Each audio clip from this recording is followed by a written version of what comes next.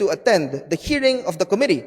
Unfortunately, Madam Speaker, Representative Barsaga declared that he will not be attending the ethics hearing and had the audacity to post, "I will be ignoring the summons of the ethics committee. Expel me if they want, but the Philippine Congress has done nothing but destroy the lives of the Filipino people." Madam Speaker, the committee condemns Rep. Barzaga's brazen disrespect for its authority. All members of the House of Representatives have the sworn duty to respect the Committee on Ethics rules of procedure and the authority of the House of Representatives to conduct its disciplinary process.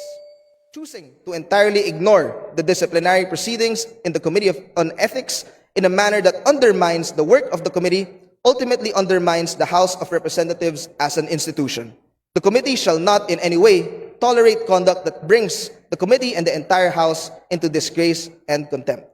After a thorough deliberation on the case, the committee finds that Respondent Barsaga of the 4th District of Cavite committed repeated escalating misconduct during the period of his suspension from office during December 1, 2025 to January 30, 2026, which reflected negatively upon the dignity, integrity, and reputation of the House of Representatives as an institution and of the members of the House, and recommends the imposition of another penalty of suspension from office for 60 days without the benefit of salaries and allowances.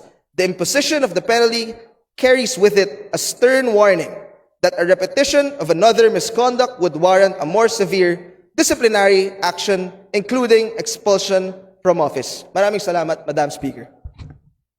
Majority Leader.